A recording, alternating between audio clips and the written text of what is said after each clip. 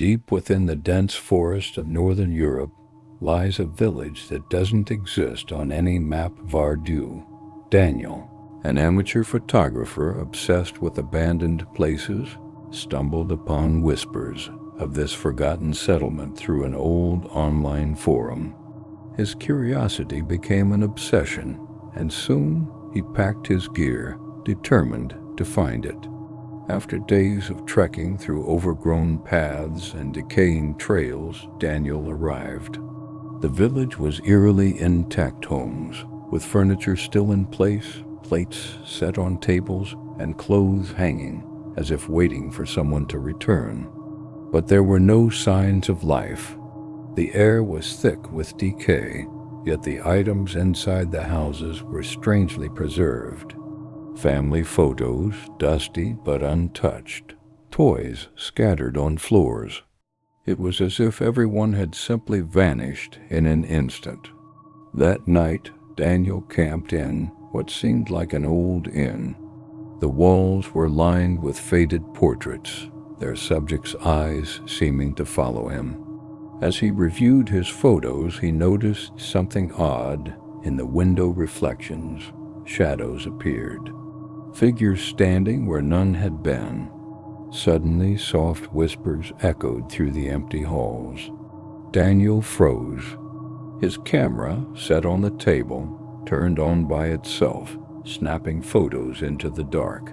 The whispers grew louder, incomprehensible, but filled with malice. Footsteps echoed upstairs, even though Daniel was alone. Determined to capture proof, he followed the sounds, flashlight trembling in his grip. The light flickered, casting fleeting images of shadowy figures watching from doorways. But whenever he turned, nothing was there. The next morning, Daniel was gone.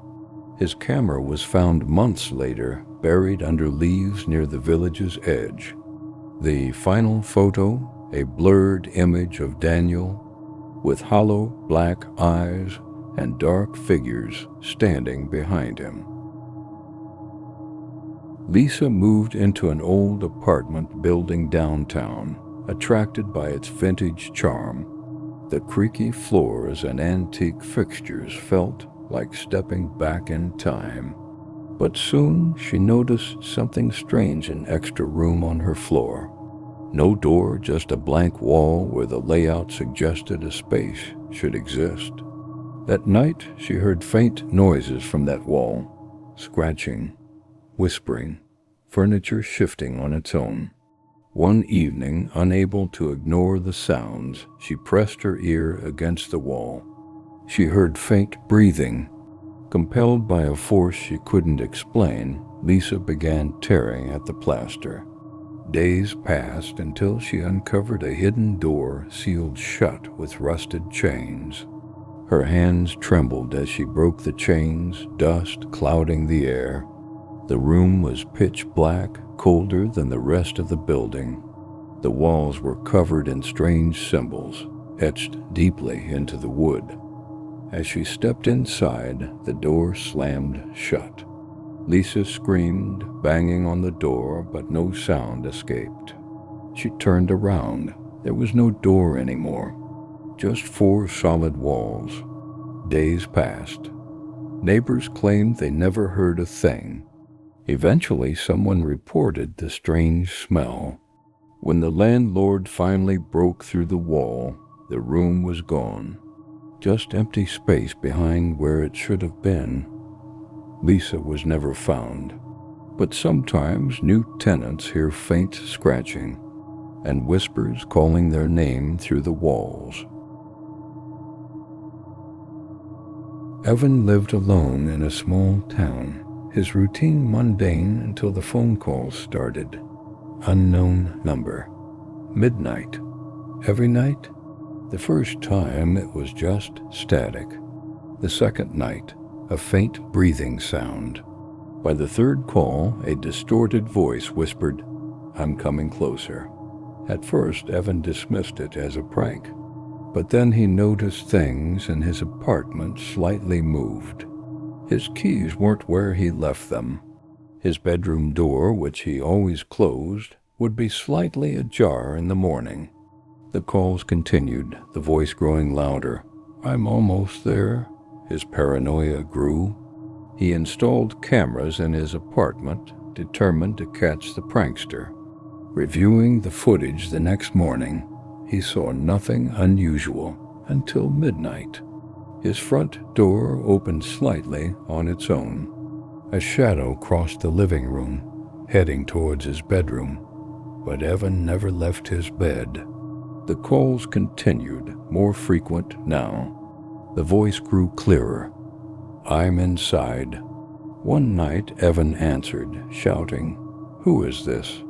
Silence. Then, from behind him, a voice whispered the same words. "I'm here." The camera footage stopped there. Evan was never seen again, but his phone kept receiving calls for weeks after he vanished. Mara always found mirrors unsettling, but she tolerated them until the day her reflection didn't match her movements. It started subtly, a blink delayed, a smile lingering too long. She convinced herself it was stress, but then her reflection turned its head when she didn't. Terrified, she covered all mirrors in her apartment, but her reflection found other ways: windows, water puddles, shiny surfaces. She saw it in her phone screen when it was off, watching her.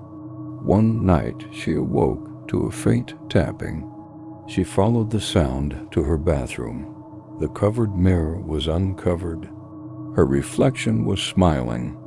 Mara screamed, but the reflection didn't mimic her. It stepped forward, its smile widening unnaturally.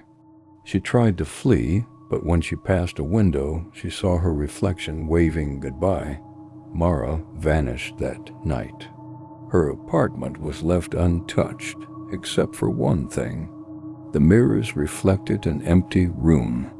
But if you looked closely, you could still see her, trapped inside, screaming silently, her face twisted in eternal terror.